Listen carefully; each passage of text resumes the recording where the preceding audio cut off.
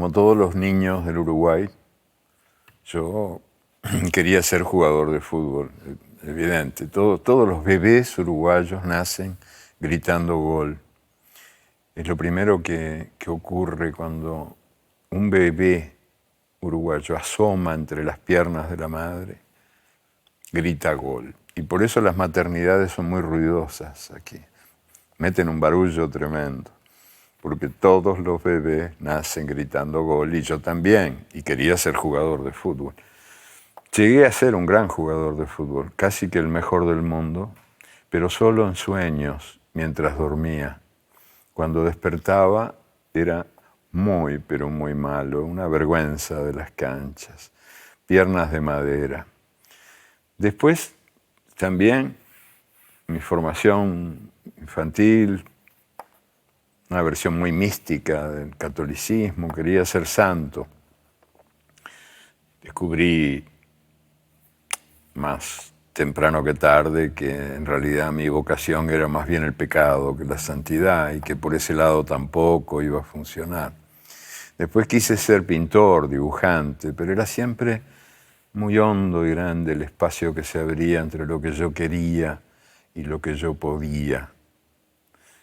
Y ahí empecé a escribir, a intentar hacer con palabras lo que no había podido hacer con las piernas jugando al fútbol, ni con el alma en aquellos trances místicos, y tampoco había podido hacer con las manos algo que valiera la pena como pintor o dibujante. Entonces digo, bueno, no me queda otra que probar con las palabras, a ver qué pasa. Y ahí empecé a escribir y a publicar. En realidad lo primero que yo publiqué fueron caricaturas políticas a los 14 años, en un semanario socialista.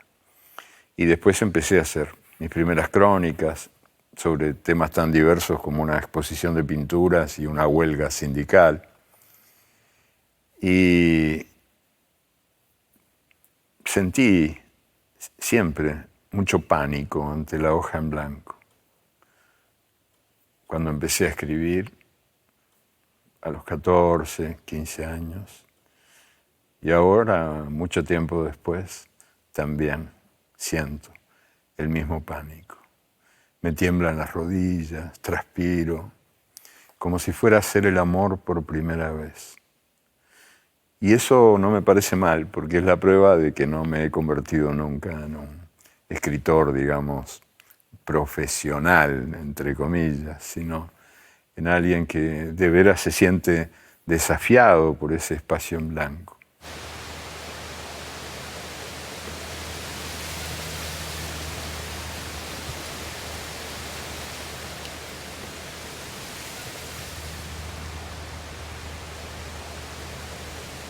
Lo mejor que tenemos nosotros los humanitos es nuestra diversidad.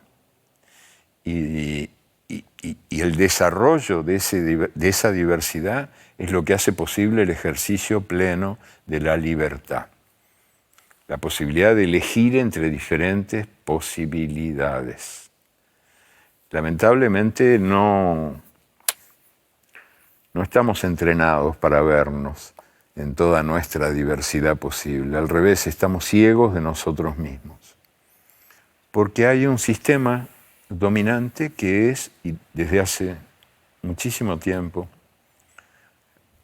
han cambiado los sistemas de poder, pero no en lo esencial, que es el afán de mutilación del arcoíris humano. O sea, somos mucho más que lo que nos dicen que somos. El arcoíris terrestre es mucho más hermoso, tiene más fulgor y más color que el arcoíris celeste. Pero estamos ciegos, no somos capaces de verlo en toda su belleza posible. Y esa mutilación no es nueva. La verdad sería muy injusto decir que se trata solo del sistema capitalista o como se llame, esto que ahora llaman economía de mercado. La verdad es que eso viene de muy atrás, de muy lejos.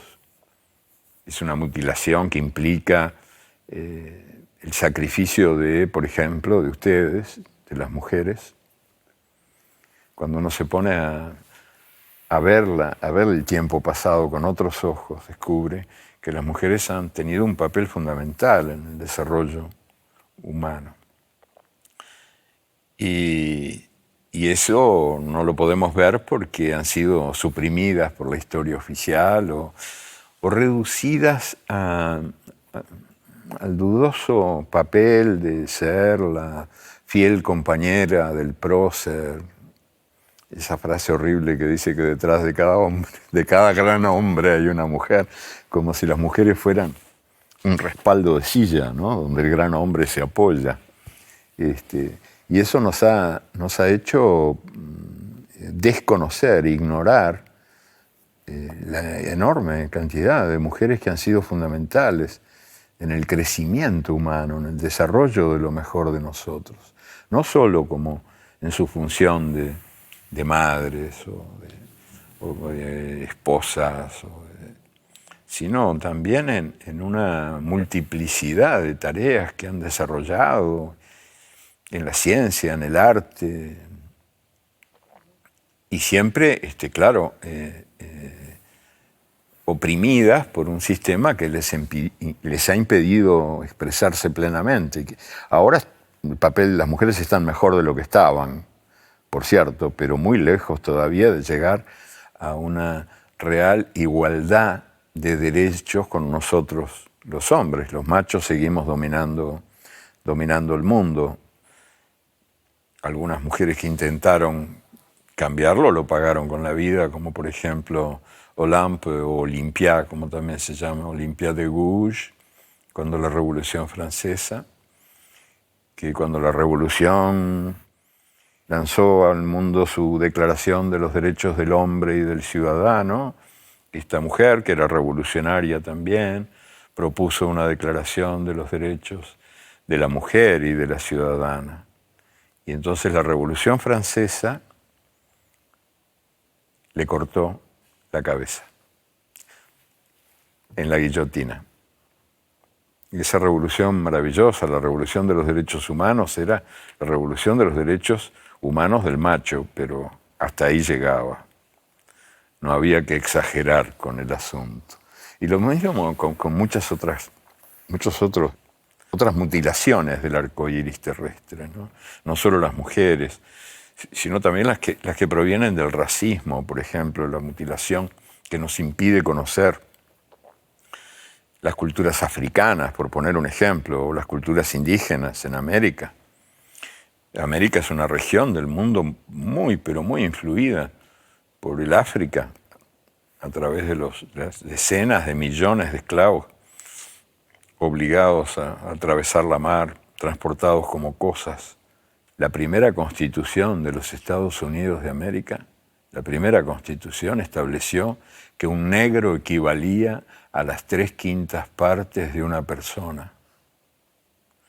Menos mal que después esa constitución cambió y mejoró, porque si no Obama no hubiera podido ser presidente, porque ningún país puede ser presidido por las 3/5 partes de una persona, ¿no?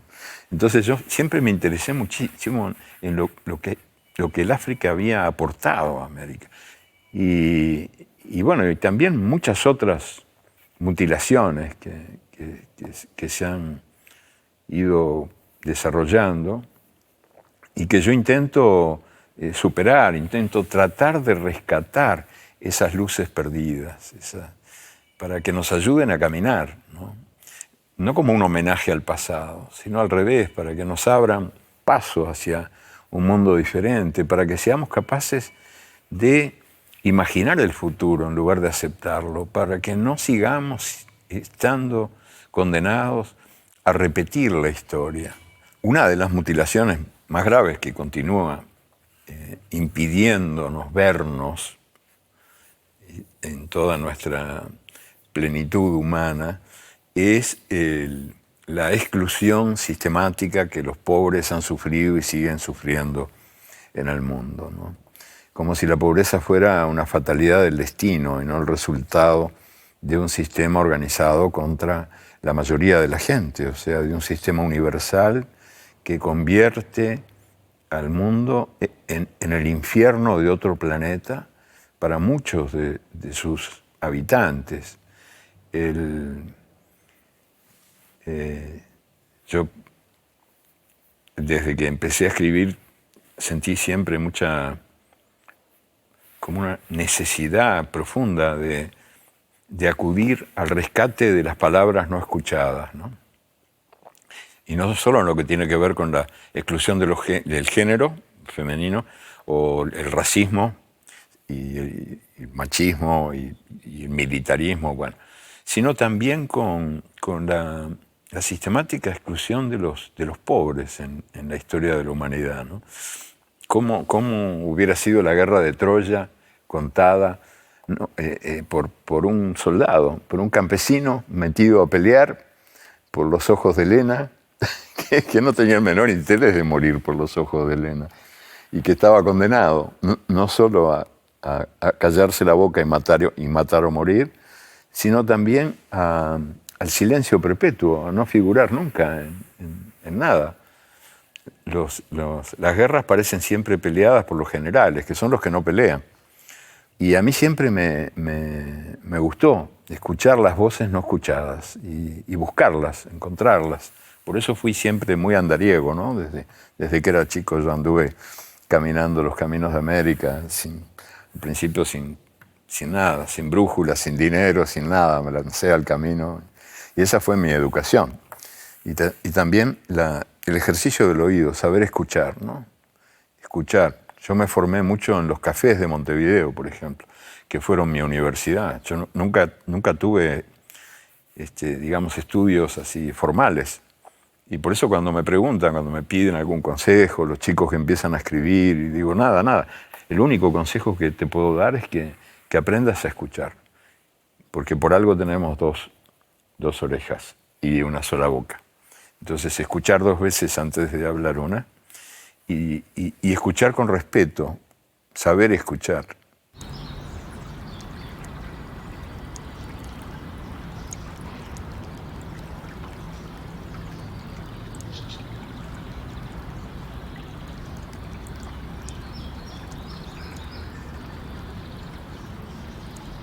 En el mundo actual, en este mundo del año en que estamos hablando ahora, 2011, por ejemplo, ofrece muchas más posibilidades de difusión a esas voces ignoradas que el mundo anterior a Internet. Y yo creo que Internet hay que reconocer que ha servido en gran medida para que esas voces se propaguen, para que suenen. Y esa es una paradoja que es para mí una fuente de optimismo. Yo creo que la contradicción es el motor de la historia y que en eso, como en otras cosas, Marx no se equivocó, ni se equivocaron las religiones indoamericanas, las religiones que en las Américas eran anteriores a la conquista europea, en muchas de las cuales uno descubre también la contradicción como motor de la vida, ¿no? Y entonces las paradojas para mí son siempre fuente de esperanza. Internet es una paradoja. Surge porque el Pentágono necesita planificar en escala universal sus operaciones militares. O sea, Internet nace al servicio de la muerte. Y en nuestros días es un instrumento de vida y de multiplicación de la vida y de difusión de la vida. Pero los pobres siguen estando excluidos, como si eso no fuera el resultado del funcionamiento de un sistema organizado para pocos. Se nos ofrece, se nos dice, se nos muestra la pobreza como si fuera una fatalidad, algo inevitable. Y en realidad es el resultado de una organización injusta del mundo, que se traduce en la pobreza material de la mayoría de sus habitantes. No hay que olvidar que en el mundo en el mundo de hoy hay 1.000 millones de personas que comen menos de lo necesario, algunas mucho menos de lo necesario, sino también en la exclusión en todos los sentidos, la exclusión de los países pobres. El mundo que dice ser democrático es un mundo profundamente antidemocrático, que excluye a la inmensa mayoría de la población, no solo porque la condena a la pobreza y en muchos casos al hambre, sino también porque la condena a al silencio. O sea, yo acabo de decirte, y lo creo, que ahora las posibilidades de comunicación se han multiplicado y que las voces no escuchadas empiezan por fin a ser oídas. Pero estamos todavía muy lejos de una organización democrática del planeta.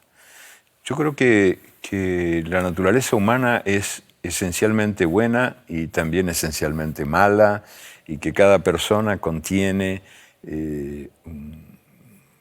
un solidario, un verdugo, un amigo, un amante, pero también un torturador y un asesino. El desarrollo de lo mejor o de lo peor depende mucho del entorno, del medio, de lo que uno oye, ve, respira cada día. O sea que, digamos que los modos de vida dominantes, y por lo tanto los sistemas de poder dominantes en el mundo, tienen mucho que ver con los estímulos que cada persona recibe desde que nace hasta que muere, ¿no?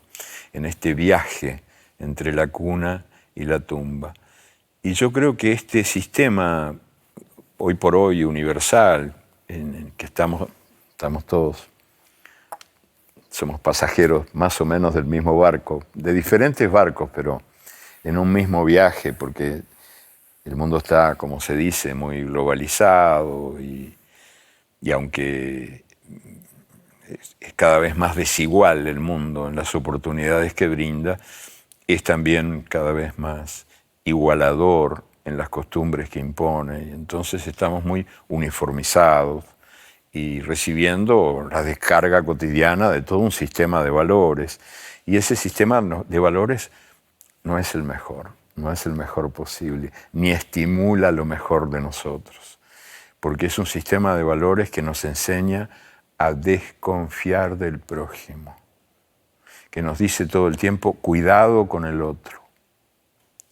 El otro nunca es una promesa, jamás, es una amenaza. Es alguien que te va a robar la mujer o el empleo o tu casa. Es alguien que te va a atacar, tu competidor, alguien que va a querer aplastarte. Y frente al cual hay que tener mucho cuidado, hay que cuidarse del otro. Y eso no estimula los abrazos, sino que más bien estimula los codazos. Nos empuja al codazo más que al abrazo.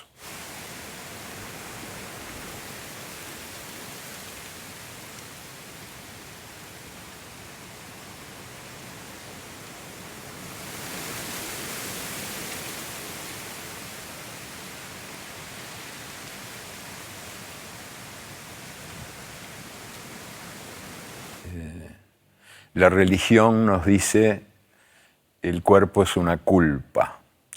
La ciencia nos dice el cuerpo es una máquina. Y el cuerpo dice yo soy una fiesta. Ni una máquina, ni una culpa, ni nada. El cuerpo es una fiesta. Y para redescubrir el cuerpo como fiesta hay que entender, tratar de enterarse uno de que el cuerpo no es solo cuerpo, de que esa fractura entre el cuerpo y el alma nos ha hecho muchísimo daño. Es la fractura que todavía domina la educación que recibimos. La relación entre el cuerpo y el alma es la relación entre la bella y la bestia, ¿no es verdad? Y entonces yo creo que hay que superar eso para entender que en realidad nosotros somos cuerpalmas y almuerpos. Cuerpalmas y almuerpos. Es decir, es todo mezclado, el cuerpo y el alma, no como algo separado y divisible. Yo escribo también en eso, te puedo decir que siento que es verdad. Escribo contra estas fracturas, estos divorcios, estas separaciones que hemos heredado de milenios de vida y de educación a contramano, de educación que nos deseduca. Y como por ejemplo esta división entre el cuerpo y el alma, o la división entre el pasado y el presente, o la división entre la vida privada, la vida pública, entre el mundo interior y el mundo exterior. Yo creo que son cosas que uno tiene que tratar de ir superando, buscando como una síntesis que una lo que está divorciado, ¿verdad? También, por cierto, la cabeza y el corazón. Cuando me dicen, usted como intelectual, yo paro ahí y digo, un momentito, no me gusta que me llamen intelectual. Yo respeto mucho a los intelectuales, los respeto, pero yo no me siento un intelectual, porque con la palabra intelectual me suena a alguien que es una cabeza que rueda por los caminos. Y yo no soy una cabeza que rueda por los caminos, por la sencilla razón de que soy, como me enseñaron hace años ya unos pescadores de la costa colombiana, una noche inolvidable, alguien usó una palabra que yo dije, te la voy a robar, esa palabra te la voy a robar, que él dijo que era sentipensante. Ah, eso te lo robo, te lo robo. Si me das permiso, me dijo, claro que sí, porque yo creo que yo también soy sentipensante. Y si soy solo pensante, soy la mitad de mí, pero no soy yo entero. Y si soy solo alguien que siente, también soy la mitad de mí.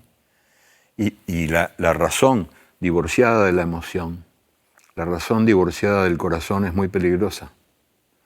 Ya lo dibujó Goya, ¿no? Aquella serie de grabados, La razón engendra monstruos, cuando está divorciada del corazón. El mundo del pensamiento divorciado del mundo de las emociones. Y eso yo creo que hay que superarlo a través de lo que uno dice, de lo que uno escribe, o de lo que otros de diferentes maneras van creando rumbo a la recuperación de la perdida unidad de la palabra humana. Sino que simplemente como soy un enamorado de la realidad, y creo que la realidad no solo es real cuando en las horas de vigilia anda las calles o los campos, sino que también la realidad es real cuando sueña. También el sueño es parte de la realidad. Y en ese sentido creo que cuando uno escribe tratando de rescatar las voces no escuchadas y todo lo que no es visible, pero está vivo como un anuncio de otro mundo posible, de rescatar eso como un acto de transmisión de energía de belleza, de energía de amor, de energía solidaria y también de energía de la denuncia, de energía de combate.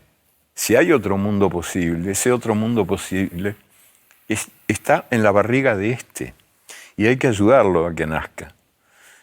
Y ese parto no va a ser fácil. Y para eso la energía de la indignación es fundamental. No aceptar la realidad como única realidad posible, porque cada realidad contiene muchas otras realidades adentro. Es como que el mundo está embarazado de otros munditos bastante mejores que el mundo. Y hay que ayudarlos a que nazcan, ¿no?